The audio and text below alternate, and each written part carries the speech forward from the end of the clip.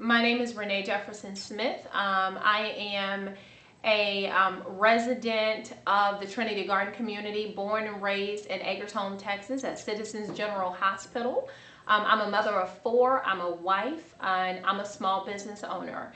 And, I never thought that I'd be running for public office. One of the reasons why I decided to even put the label politician or consider putting the label politician above my name is because in living and growing up in Acres Home and now living in Trinity Garden, I realized that we are an underserved community. We are under-resourced and we're truly underserved.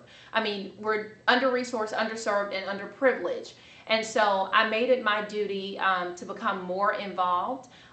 Just like any other millennial or Gen X family, my husband and I once thought about moving out of the district, but we made a decision to stay in District B.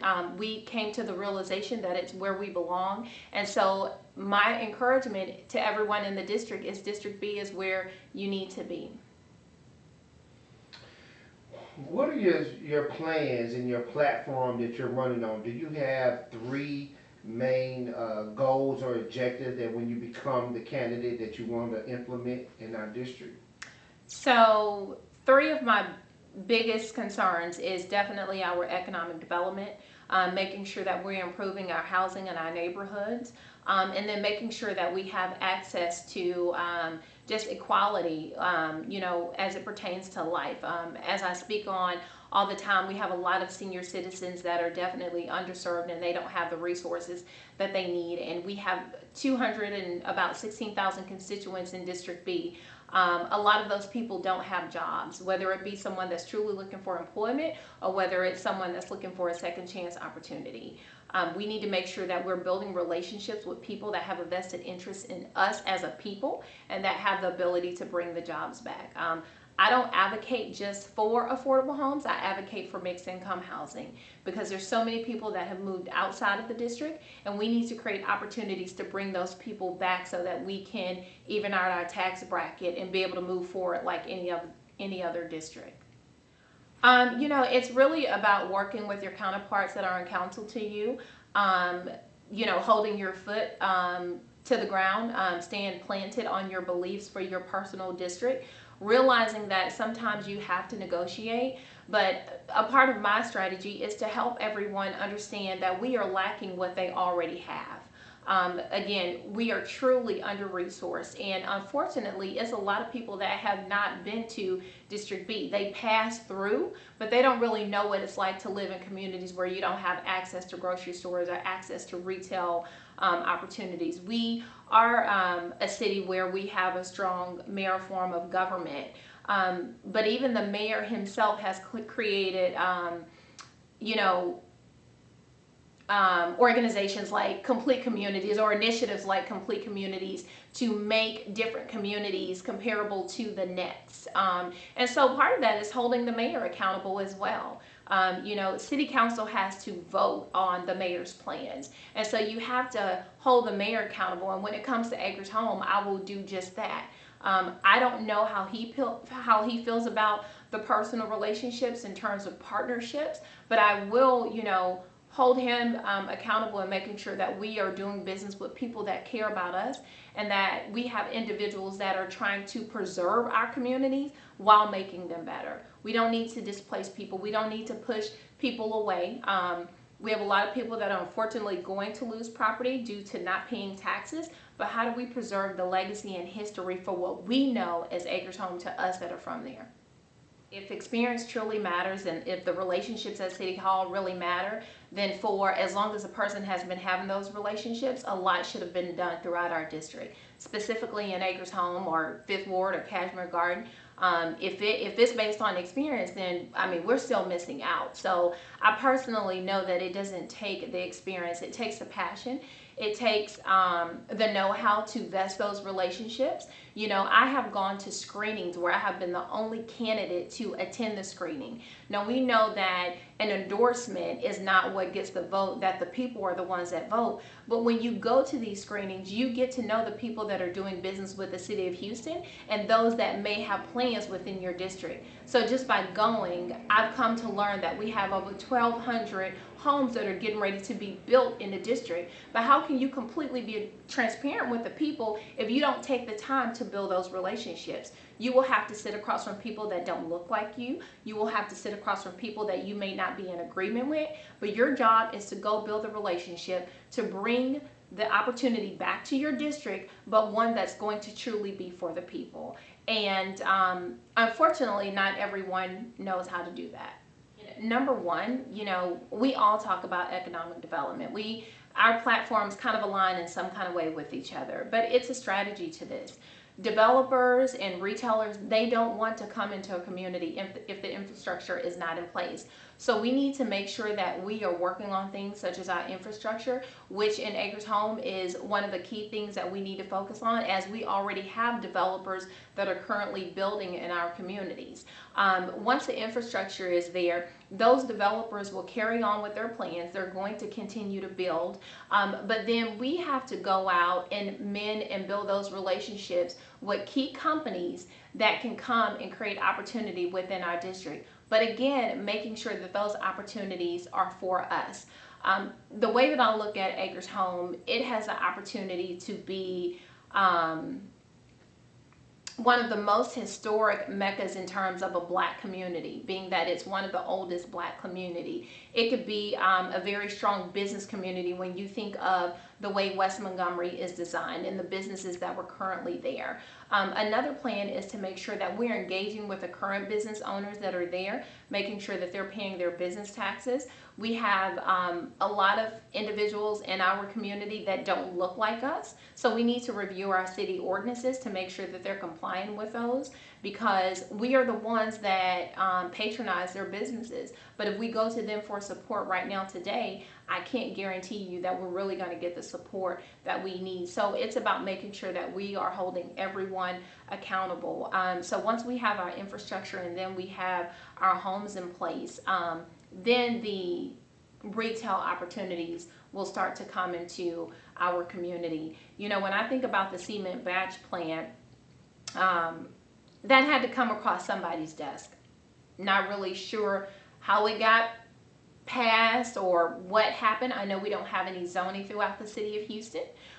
But again, you have to hold people to the fire, and you have to be accountable, and you have to be passionate about these communities that you truly want to represent. As we know, all money is not good money. So everyone that's looking to do business with you, you have to see what's truly in it for them. We have people that unfortunately sometimes that look like us, that say that they're with us, but they're not. They're working against us. And so I plan to make sure that I'm combating all of those issues together. There's no real friends in politics. But one of the things that I've learned is stay the course. Stay the course. I don't play politics. I do what's needed for the people, because I feel like that's what's going to prevail most of all. Again, yes, you do have to build some relationships. People do really ugly things, but you stay the course because you have to understand why you're doing it in the first place. I don't believe in strategy or anything like that. When I look at the people that I have served, and not even being the council member, those are people that are truly in need. A lot of people have probably seen my work when we're looking at senior citizens that have paid their taxes on time, pay their taxes every month, and they're still getting an eviction notice. We have people that are removing our kids out of their homes, putting them in CPS care, and getting ready to adopt them without any real reason. Those are real issues. I see kids walking down the street and they're hungry because they don't have parents at home. That's a real issue for me, especially being a mother. It's an issue for me helping a senior citizen because I have my grandparents, so I really understand it. So I don't really get into the politics of it all. I don't take anyone for granted. There's a lot of chatter. I try to tune it out. Because some of it you can't control. People are going to say what they want to say. People are going to make up things. So here's what I believe about that. Nobody can take any control of how they look. I can't control how I look. Maybe besides the foundation I have on, the lashes I have on, how I've contoured my face today, but I am who I am. I was created by my mother and my father, and God. And so you can't control how you look. So I tune people out because I don't have any control over that. I am who I am, and I accept people for who they are. And that's one of the problems that we have in general in life, is creating a perception about a person, or placing them in a category before even getting to know them. And that's one of the things that I feel like is really important as we're getting ready to elect our next city council member. You have to get to know the person. We all know that politics is extremely dirty, so you can't believe the rumors. You can't believe what people say. People are going to judge you without even knowing you, and we have all been through that in life. Get to know your candidates, get to know where they live, get to know their work, get to know their character, because the character truly determines and defines who the person is. Don't get caught up in all the other stuff. It doesn't matter. It's not important. And so that's how I handle it. I don't worry about it. I'm 40, almost 41 years old. I've been this way all my life. And I would like to think that a person would respect an individual that cares about how they look, that is looking to represent them at City Hall. Because again, we can sit here and just shoot the breeze all day long. But when I'm on council and I'm having to talk to other individuals, you have to be able to put that aside. And so you have to know that there's a time and a place for everything. I will not put my effort or my support behind somebody that is being played as a puppet, or that is utilized to take control over our communities through an organization. But I don't believe in being the face of an organization to come over and take control of our communities. We're going through too much. We've come so far and still have yet so far to go. And so the last thing that we need is someone to come and tear us down of everything that we know, that who has made us, who we are today. I think I just mentioned maybe in a video about how my grandfather, laid cement, and my uncles and everyone have worked with their hands to build the very communities that we have, such as Acres Home. My entire family is truly from Acres Home. Went to MC Williams when it was a high school, and some graduated from Carver, my mom and my dad's side. And so when you think about someone that looks like us in terms of being African American or Black, that is running to benefit an entirely different community of people that look nothing like us, I won't support that, because I don't know what the real agenda is, and that's a problem for me. When you look at the geographics of our communities, we are definitely a Black and brown community. And I know that Houston is a melting pot and diversity matters, and it's slowly changing. But again, I would hate to one day be driving down Little York, coming from Trinity Garden into Acres Home, talking about I remember when.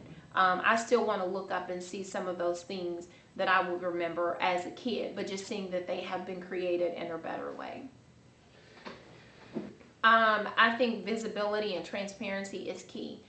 I think that we need someone that the people can truly reach out to. So visibility, transparency is extremely important. You need to know that you can rely and trust your council member. One of my plans is to make sure that I am bridging together the gap with our pastors, with our key stakeholders, and with our business owners and precinct chairs in the community. And I can't say that I have any other aspirations, because I never knew that I would be running for city council. I know there are some people that have motives and plans to be able to go further. I don't know where God is going to take me on the next journey. Have to make it to the runoff, have to get to October 21st, and then November 5th, and be able to carry out the vision from there. The person that is going to get an office will ideally have 4 years, and then possibly another 4, which is 8. My only focus right now is to make sure that I'm building better communities, not just for myself and my family, but for generations to come. So I just want to tell you guys, first of all, thank you for all of your support, for those that have been supporting me. This is a very long journey. It's a very interesting one. We're getting close to the end. So again, thank you so much. Get to know your candidates. Get to know the people that are running for office. Even if you have to do a little digging, just get to know them. This is a very pivotal moment within our communities, within our district of District B.